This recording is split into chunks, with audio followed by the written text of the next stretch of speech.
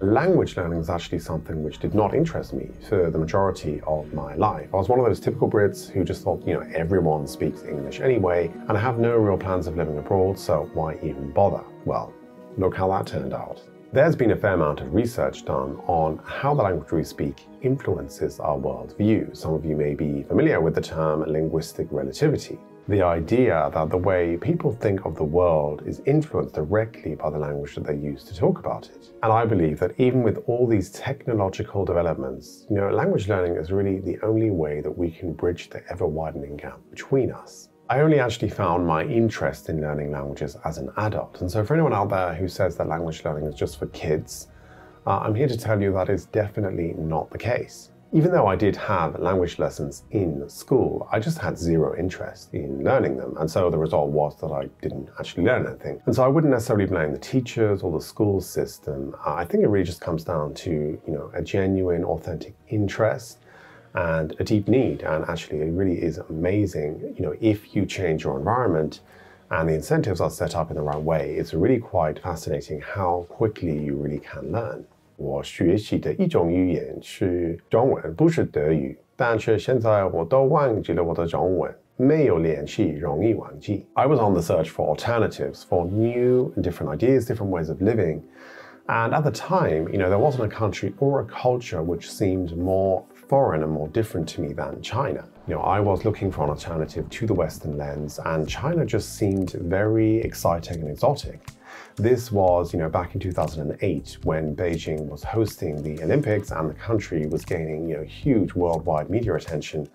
And I suppose in a way it really was a different era back then. The great literary critic George Steiner once said, "When a language dies, a way of understanding the world dies with it, a way of looking at the world." And I couldn't agree more with this statement. There really is nothing quite like learning a foreign language. I mean, there are just so many ways that language influences your take on things. The structure of languages is very different, and where you place the emphasis in a sentence can vary hugely depending on which language you are speaking. So I have been trying to practice writing out these Chinese characters again, something I haven't done for, I would say, over 10 years. And it is really insane how I've pretty much almost forgotten everything. I've forgotten the order in which you write these characters.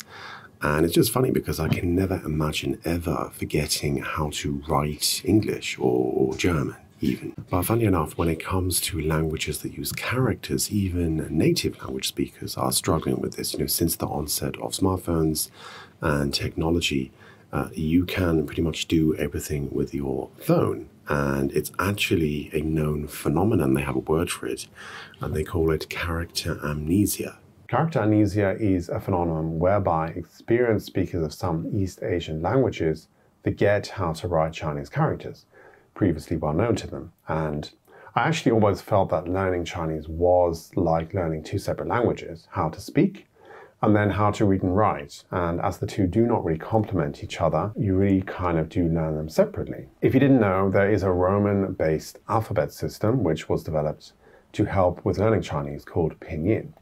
And today you can just upload a pinyin keyboard, type out the word you want and select the correct character without actually having to write it out. And so this really is a prime example of how technology has made something so easy that we've actually started to unlearn or forget skills that we took for granted. I remember being utterly exhausted at the end of the day because I was really just trying to make sense of my surroundings and really try to understand what was going on. And at the time it was really frustrating. I just felt like I wasn't getting it, and I had this feeling that my brain was just refusing to make these connections. I'm somebody that used to think in very black and white terms. There's good and there's bad. Learning languages really taught me that there are always multiple sides to a story, and the truth usually is sort of somewhere in the middle. For one thing, it taught me to be critically open. By that I mean it taught me to be open-minded, to trying new things and learning new skills, but not in a naive way.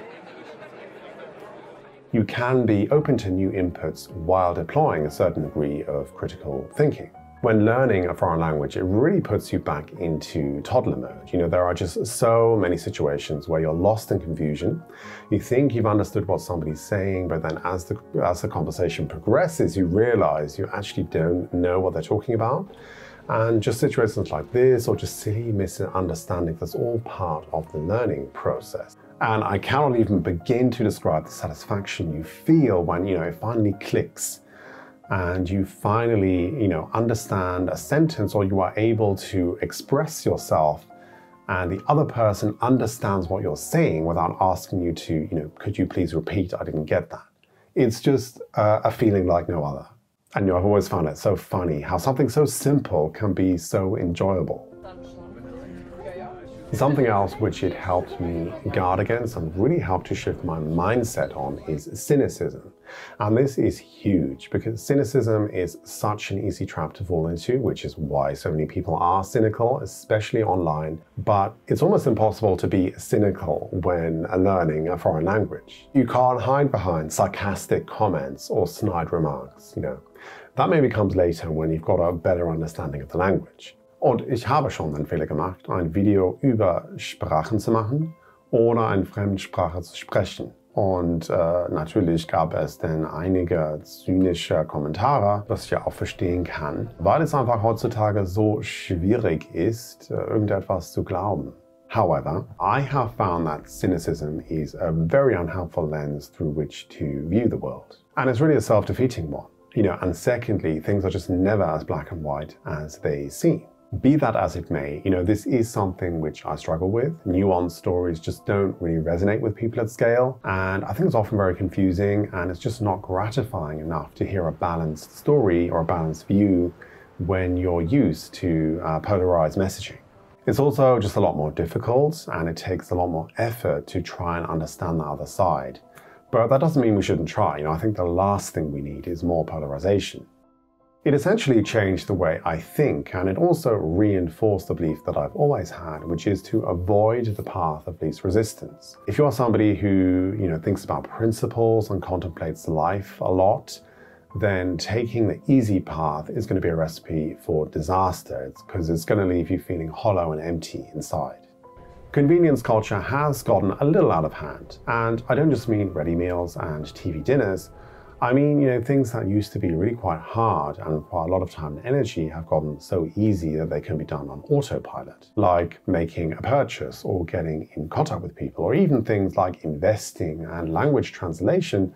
This can all be done at the touch of a button. And yes, these developments are great. I am very happy that I can call my parents for free, but I'm also quite aware to, be careful not to outsource too much brain power to technology. One lesson that has really stuck with me is just how easy it is to lose skills if you don't practice them. I put in an insane amount of time, energy, and effort in learning the Chinese language. Learning to read and write was essentially all done by rote, meaning I had to sit down and memorize all these characters. And you can imagine how much time that took. And since leaving the country now, I've pretty much forgotten all of my Chinese vocabulary. And this is a stark reminder for me just how quickly our mental capacities and also just sort of skill sets in general, how quickly they can deteriorate if they're not used and practiced and honed. The lens through which we see the world ultimately colors our experience of it. And learning foreign languages has been instrumental in my ability to see the world in more vibrant tones.